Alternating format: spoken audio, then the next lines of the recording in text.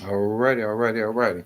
So, um, this is Cash, man. Some of y'all that have been following my work may have heard about it. I wanted to at least do one video a week to try to show the performance or accuracy of my thesis that I have with my 19 trading method. If you've heard about it, big shout out to King Solomon who mentioned me on a few spaces and other places.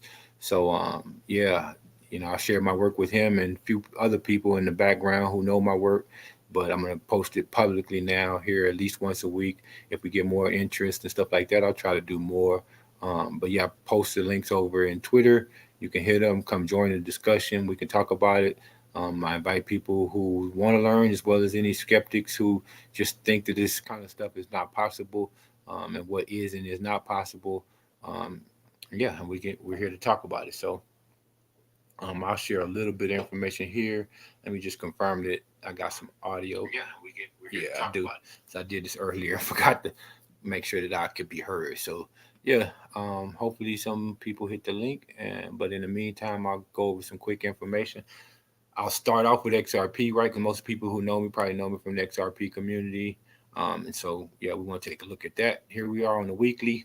We saw that the downtrend momentum had kind of lost its steam here. We look at the three, how it flattened out. Right now, we're squeezed between the three and the nine. We're using this nine as resistance. So until we get past this nine from a longer perspective, right, we haven't really accomplished much. The actual macro trend turns here at 49.35. And so that's ultimately what we're looking for. So that's where we're at here on XRP. If you did catch the early entries on the on the daily, excuse me, we'll take a quick look at that because we've spoken about that. Yeah, if for people who wanted to catch, closer to the bottom, right? Your best entries were on the daily. Don't recommend going under the daily, right? That's more of a you know day trading kind of situation. But anyway, the early point was here at about 33, right? We can see that we use that other numerical EMA as resistance. We can see the taps on it. We finally broke it and used the next consecutive one as our next resistance. So that's how amazing these EMAs work, right? Is they're literally laddering up through them and they ladder down through them, right? And so we know at any given time what we're doing. Entry here, if for any reason we lose this daily at 33.93 or so, right? You want to exit and be prepared to make some more XRP right off the same money. We got interesting squeeze play going here if we zoom in because it's using this three as support, right? But it's got the resistance that's here. I think this is the one.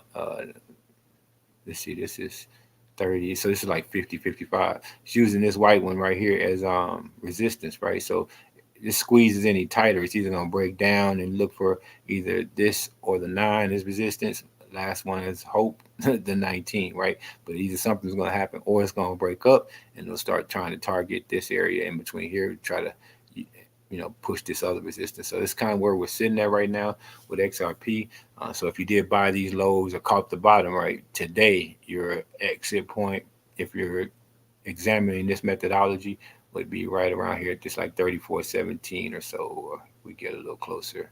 Yeah, so it's right about there, 34.28. If you lose that, take it. I would be taking the exit position. I'm not financial advice. You don't have to do what I do. You don't even have to use the 19. It's just what I found to work best for me. If you look at these taps, it's just very accurate, right? You could tweak it to the 20, you could tweak it to the 18, whatever works best for you. I'm just giving this education so you see how well it works, what it can do, and how you can make yourself more profitable without having to be any genius, without having to accept what you would think would be all this additional risk that people talk about, right? But if you look at the actual performance, the outs are clearly here, right? And you had no break of the 19. We had one here, so you went in and went out at the same price, had the same phenomenon here, so you didn't lose a thing. Using this method, ultimately you got back in and you're looking for gains. But you did not suffer this tremendous loss that you didn't have to. And I know people say, well, it didn't lose because I didn't sell. Yeah, but you still had an inefficient portfolio by just not knowing how to best manage your portfolio. So I'll go over and take a quick look at Bitcoin. And there we go on Bitcoin on the daily. The interesting thing is all of these coins will have the exact same setup. So we're sitting here squeezed between the three and that 50 um, right there, right? Break of the 19 was here. All of your resistances ahead, right? If we go over to the weekly, we can see where the trends turn and what we're fighting, right? Above the 3, below the 9. We're looking to test the 9, looking to test here. The weekly long-term macro, what we call bull trend, doesn't start until you get up here about 29,733. So that's the most important target you're looking for now. I know you hear a lot of different other technical analysis from other people about different levels, 25, 27, da da da da da da. The bull trend, macro long-term trend, doesn't turn until here at basically 29, 8, 20 or so, whatever this is, right? In this general range, the break of the 19, right? You'll still have additional resistance, but you'll still have these to appropriately get above before you kind of get in what I call price discovery range, where you don't have any of these and they're flipped, right? And all of these are supports in order, right? And that's how a bullish chart will look. Right now, we have plenty of resistance. This is how a bearish chart looks. But the interesting thing is they all are in the same place. So squeeze above the 3, below the 9. So if we go over and look at ETH, same thing, above the 3, below the 9, right? It's already got above this 200, which Bitcoin hadn't, but the setup's still the same. Above the 3, below the 9. We can go to ADA, same thing. Above the 3, below the 9.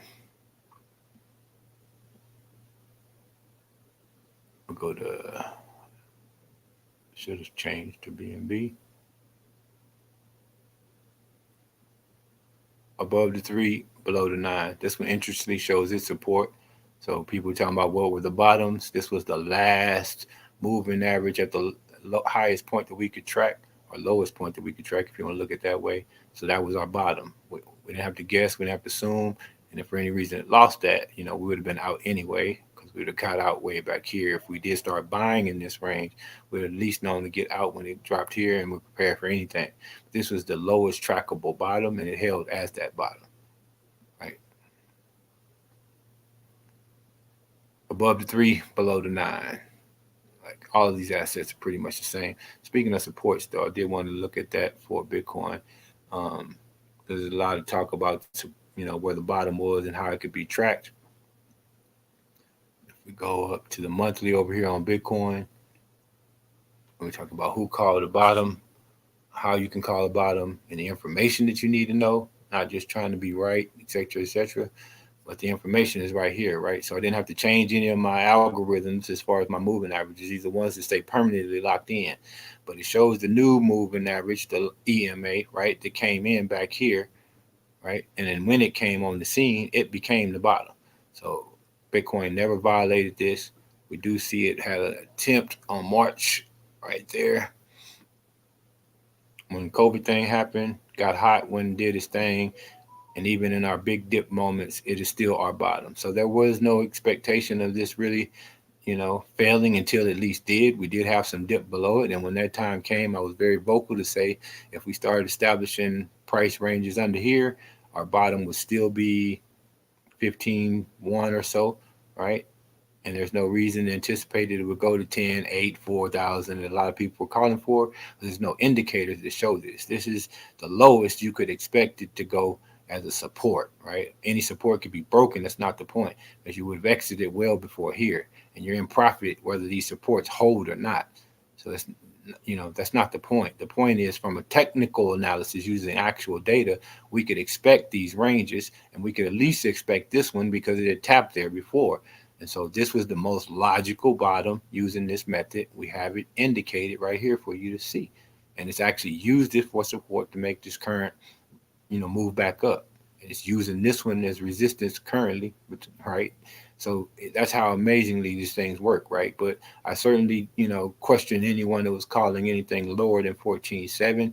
I know a lot of people, I see a lot of these videos on shows like BitBoy Crypto and others, right? That these crazy numbers from these people are supposed to be pretty good at technical analysis, calling the potential for these ranges, but there's just no data, right? Yeah, they can go back over here and say, well, in the previous, we got a little support, looking at candles and say, well, maybe, but again, that's subjectivity, people. These violate too many times to even be brought up as accuracies. It's just simple as that. Just like the people who were calling this old top, the low, right? we see that it's got some great support there, but it definitely violated, right? What we do know is that this average was definitely the support, right? And if it was, again, supports can be violated, but this was most probable to be the next support, and there was no need to question anything lower. So, yep, just looking at the data, it's amazing how all of these charts are in the exact same place. So it shows some commonality that brings up interesting questions. But I guess we can talk about that at a different day.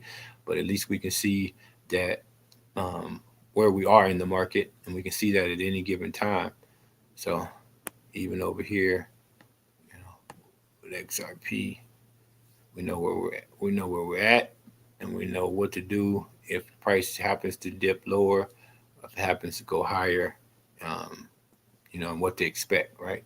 So we don't have to listen to other people. Again, I'm just going to quickly say, because I'm going to make this pretty short.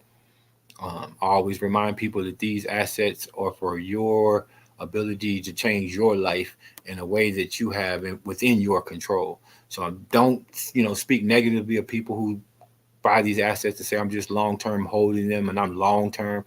Again, man, if we're honest with ourselves, yes, that can and will work, and it's probably a very good strategy, but you're relying on the efforts of others, right? Take control of these assets. Take control of what you can control.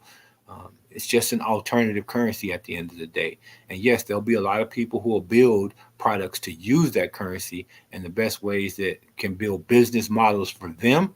Um, and there'll be successes and there'll be failures, but you're just a very passive um, participant at that point. And I'm trying to get people to focus on putting the control back into their hands. And this is one of the best ways that I know, is to show you how to manage your assets.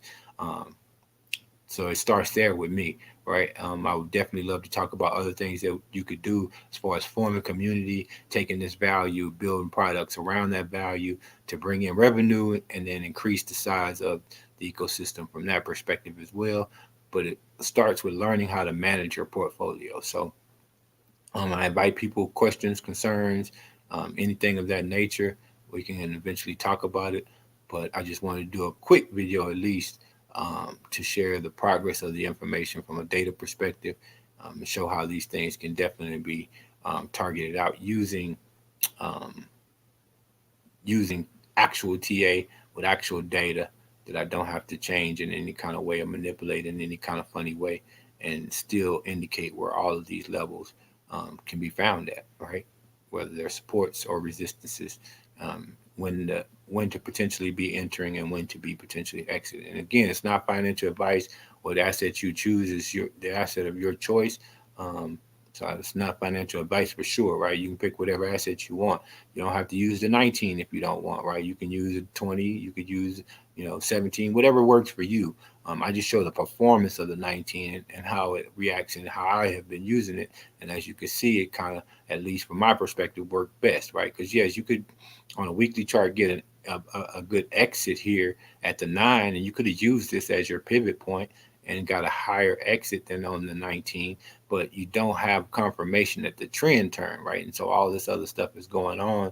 Look how many violations. You have to make a whole lot of more trades, right? So you could do that, but you lose efficiency, you increase trades. That is just the absolute, you know, definitive conclusion if you look at what it's actually showing you, right? I don't have to talk about opinionated, right? And if you go lower than the 19, right, your exits start coming out down here, and you've lost so much potential, right? Is it really efficient at that point, right? And so at some point between the 9 and between, whatever is down here, 23 or whatever your number is, even if you go into the hundreds, right? There's going to be an efficiency range, a performance range, right? And I'm saying use the data to find your range and make your own conclusions, but don't think that it can't be done, right? Number one, because one thing I'm proving beyond the shadow of a doubt is that it can be done. Any person can find the 19 and just enter and exit off of it. You don't have to be an expert. You don't have to be a genius, right? You just have to know, okay, how do I at least pull up a 19 on the chart? So if you're questioning how to find that, all right, this indicator that I'm using is it. So you just go to multi-MA, or you go to EMA, not just not MA. Just make sure it's exponential moving average, and then it'll say inputs. You put in 19. In this case, I'm on the third one. Um, indicating that's that yellow line. And boom, your chart will look like that. Of course, I've indicated previously what the other ones are that I use, and you can see them there: 3, 11, 19, 38, 64. This is generally 100, 50, 80, 200, right? Even though I got some little variations in there, and you can see those, right? But the important thing is the 19, which is definitely there. And so on these breaks, you're gaining more XRP, you're gaining more value, you're gaining more XRP, as you can tell the downtrend, you're gaining more value. You get out here, you gain more XRP, right? This is a net trade. You didn't gain or loss. You got back out. You netted more XRP. So anyone can find this 19 and pivot off of it. And as I said, without all the clutter, I can quickly go through other assets, and you can see break here, clear win, exit here, because the first time we lost it, we made a lot more Bitcoin. We got back in here because it got above. We made a lot more value. We got here. The first time it broke, we got out by rule. We made a lot more Bitcoin. We had a wash situation here, above and out at the same price. We got back out there, and we made a lot of Bitcoin. So anybody can find these. It doesn't take a genius, right? It's something that you can control. Enter here, never broke down until here, which it was already way up here. But it was your exit. If you took the hard rule, got back in here, you went to all-time high. You had a few exits and entries here, but eventually you exited, made a lot more Ethereum. Wash situation here, re-exited, you made a whole lot more Ethereum. Doesn't matter what asset it is, today and beyond, it'll always be the same thing. Enter, few exits, enter, run, exit, made a whole lot more of the asset. So this is how, over time, you'll increase your bags to the point where very low numbers will give you enough liquidity in the future to live a comfortable lifestyle, at least do better than you do today. And the power becomes in your hands to do these things. And as I stated, literally with any asset. So, yeah, just that quick video, man. Just share how we're progressing through time. Right now, we're looking for these macro trends to happen, at least with this ADA around 69. We'll just round up, say, almost 69.11 or so, 70 cents. And bam, you can expect next kind of major uptrend. Right now, we're in a downtrend since that fall off, right? And they're very clear when you know what to look for. So cool. Yeah, I'm probably going to go ahead and end this here. If anybody does get a chance to see this information, I'll be looking for any comments. Please share it to other people who could benefit from this information as well. Don't think that any of this is something that you cannot do, because it certainly is.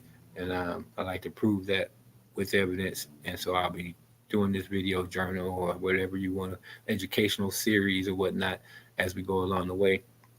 One quick thing that I guess I wanted to quickly share as well is some other information I shared previously, um, about how to spot the market kind of in real time. I'll quickly share that as well. It's the entire screen. So if we go over here, I've shared this in previous videos. Nothing has changed, but you can look at the inflows is how I interpret this as compared to these total volumes. And you see a significant difference in volume. So I'm directly interpreting this direct volume column as inflows, right? And so if you look at the potential inflows on the daily, right, Bitcoin's leading the pack, 1.62 billion. We can see its influence, right, and what it's doing. But our outliers, again, if we look at where the market cap is and where the money inflows is, Solano's not a top asset, Polygon's not a top asset, Cardano's just under XRP, Avalanche is much further down, Shiba and Doge are much further down, right? But as to inflows, they're getting a lot of inflows right now, and they're kind of pumping the prices. These percentages are down a little than they were earlier, but if you look on a chart, they're definitely kind of pumping these assets a little bit right now. But they're getting the inflows right now. XRP has kind of dropped down to 10, should be way up here in the, at least among cryptos, it should be behind Bitcoin, Ethereum, and BNB, which is getting low inflows. It's not even, there it is, Binance is way down here, 37 million. So the inflows have definitely kind of shifted, and they're going in here. And the interesting thing to know about that is I cover often, we want to look at flows and where the money, how it's going into this market because I think it's very important. The money into Shiba right now, 57% is in Tether, dollar 20, Binance dollar 12, USDC 1. So we're looking at heavily denominated by dollars, right? Nothing other than Turkey is providing 5%. The rest of this is less than 1% displaying any kind of price discovery. So this is all dollar derivative denominated. If we look over at Doge, we see Tether at 54%, dollars at 21, Binance dollars at 6. We do have Korea pumping in here at 4, Bitcoin at 3, more dollars at 3, more stable coins at 2, right? So the only thing that's buying Doge other than Bitcoin and dollar derivatives is Korea at 4%, right? Highly dollar denominated and influenced by Bitcoin, not real people around the world buying it, people. Look at these numbers. That's why I share them. Same thing with Solano. Tether's down on Solano, but your USD is extremely high. It's 37%. We go down to Binance 13, Bitcoin at 3. And then the only other thing that's buying in real money, we have some Europeans kicking in at 2, Korea at 1, and everything else is less than 1%, insignificant to its price discovery. Everything is dollar derivative, or Bitcoin. That's who's making the market in these altcoins, and he's influencing their price. And you can see where the dollars are going. We go over here to Ethereum, 54% Tether, Binance dollars 12, dollars 11, Bitcoin 6, more dollar derivatives at 3. Only thing buying Ethereum outside of dollars and Bitcoin, 2% Euro, 2% Korea, 1% Japanese, right? So you're talking about 5, 6, even if we put Australian in there, 7, maybe 8% if you stretch it, all right? Highly dollar derivative in Bitcoin. That's who's pumping this stuff. That's who's buying this stuff, and we can see it. And I keep up with it over here. It's just, and you can see where my source is. We go into Bitcoin, right? And I'll get ready to end this, but just to run through it. Bitcoin is pumping at 60% Tether today, right? 14% Binance dollars, 11% dollars, 3% USDC. Only thing buying Bitcoin outside of dollar and dollar derivatives, 2.59% of Japan and 2% Korea, 2% will round that up euros. And we'll just round that up too. So we'll go 2, 4, 6, 8, 8% tops, everything 92% dollar derivative, dollar derivative, dollar derivative, right? That's the true story of who's doing making these markets and what's going on, right? And I always contrast that to XRP, of course, as look at this, right? So the USD crew don't like us, they don't pump us. Just down here at 43%. Our next biggest buyer at 19 are real buyers in Korea. Of course, the dollar is going to play its role here at 11. We do have high Binance dollars, so that's 18 if we put those together. But our next big buyer is real euros. We do have Bitcoin down today at 3.9%. We have Japan in here. We do have our USDC, and then we start to get Mexican pesos, British pounds, right? And of course, there's a lot of other ones that are falling under the percentages, but we see how diverse the national currencies are for XRP and compared to all the other top cryptocurrencies in this market, right? Um, so the dollar is what 18, 19, 20. So we're talking about 20% of XRP. Well, not including this though. So we're talking about 63 if we add that, but much lower than all the other ones and a lot more diverse at the top ranges. So our Korea is second, right? Our Euro is 5, our Japan is 7, our Mexico is 9, our British pounds are 10, right? So in the top 10, we have 1, 2, 3, 4, 5, 6 national currencies, and we don't have a dollar, right? Sitting over here making price on the XRP. So I think this is interesting information. It does show you where ODL is active. Um, Korea maybe has long term been up here, so I wouldn't attribute that all to ODL. But we do know that there's some usage between them and Japan trying to get kicked in. We know this has heavily influenced Euro ODL corridor, Japan's ODL corridor.